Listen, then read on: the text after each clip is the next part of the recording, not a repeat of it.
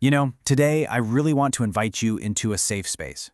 If you've been carrying the heavy, unspoken weight of a marriage or a partnership that honestly feels way more like a battlefield than a sanctuary right now, well, you are exactly in the right place. Today, we're stepping into the roles of both counselor and guide.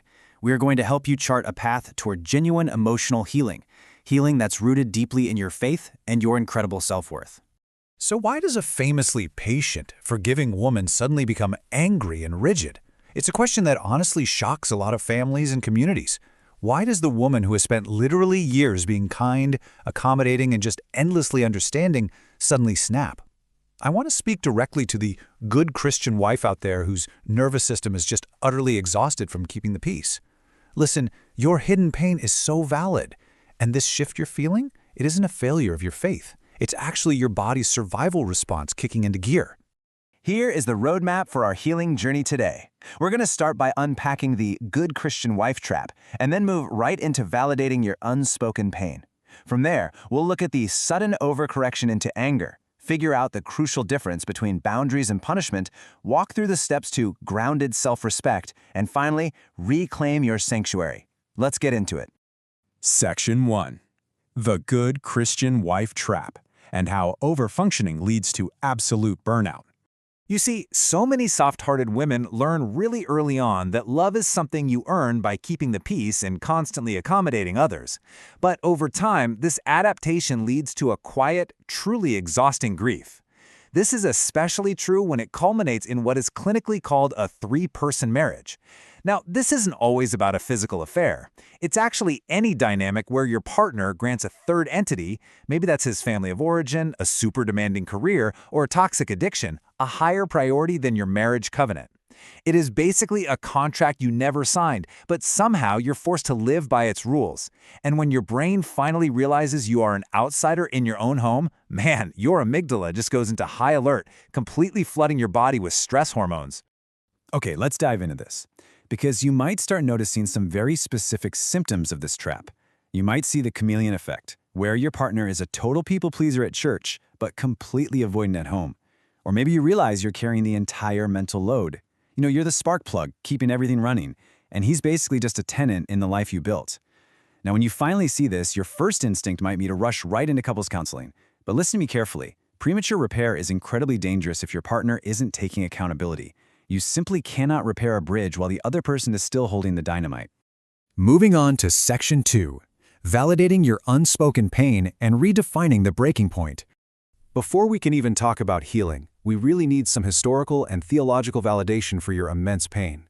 Take a look at this thought regarding one of the absolute most misunderstood women in biblical history, Job's wife. Seriously, for centuries, she has received terrible PR. She's always painted as this villain, or just a foolish woman who abandoned her husband's faith. But theologians and psychologists are increasingly reframing her. She's not a demon at all. She is a profoundly validating archetype of a grieving mother and wife who is just reaching her absolute limit after unimaginable trauma. Think about it. When Job's wife uttered those infamous words, "Curse God and die," it wasn't some blasphemous foolishness. It was actually a profound, highly strategic boundary-setting reaction to an unyielding religious system that demanded toxic performance right in the face of total devastation. She was challenging this fundamentalist worldview that required them to just smile and pretend everything was fine. She was essentially asking, are we really going to keep abandoning ourselves? Her humanity was not a sin, and neither is yours when you finally reach your limit. Which brings us to Section 3, the overcorrection, understanding anger, and what happens when the nervous system finally snaps. When someone who has spent years in self-abandonment finally wakes up, I'll be honest, the transition is rarely calm. In fact, it's often totally explosive. If you are currently in your angry phase, please do not apologize for it. It is the fire that is forging your new sword. People might tell you that you've changed or, that you're being rigid and entitled, but there's a vital truth here you need to remember. This isn't a person becoming cruel. It's a person finally becoming visible. This sudden explosion of resentment is absolutely not a sin. It is a biological survival mechanism fighting off years and years of emotional suppression. Let's map out these stages and see exactly how this builds. A lot of people move through a very specific sequence as they process this trauma. You start out with no boundaries, which quietly builds up a ton of resentment. Eventually, that bursts right into anger, which then leads to highly rigid walls. You might literally swing from I never matter all the way to I don't owe anyone a single thing. It's an overcorrection, sure, but if you know where you are on this map, you know that the final destination is a beautiful return to peace, stable, grounded self-respect. Let's look at Section 4, Boundaries versus Punishment. This is a crucial distinction. And this brilliantly illustrates the difference. As we move out of that necessary anger phase, we really have to separate healthy self-protection from retaliatory anger. A healthy boundary is all about protecting your dignity. It says, this is what I will or won't participate in. I am no longer willing to have conversations where I am being yelled at.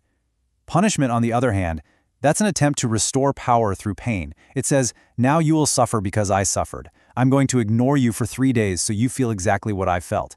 Now, we have to be so careful here. If helpers, pastors, or even we ourselves try to shame this anger way too early, the wounded person just hears, go back to abandoning yourself. We definitely don't want that. However, while the anger is a necessary stepping stone, we can't just set up camp and live there permanently. Why? Well, because feeling powerful in your anger and actually achieving deep healing are not always the same thing. We have to keep moving forward. So, Section 5, Steps to Grounded Self-Respect and the Actionable Techniques for Peace. So how do we find that sweet middle ground and step into true emotional adulthood? Well, here are some concrete, clinical, and spiritual steps that allow you to say, I matter and so do you, without collapsing and without being controlling. First up is the sovereignty of silence, just realizing that your calm presence is actually way more powerful than your volume. Second, embracing detachment and stepping right out of that Holy Spirit or fixer role. Remember, your partner's crises are not your emergencies. Third, we have to stop mind-reading our partners. Let them articulate their own feelings for once.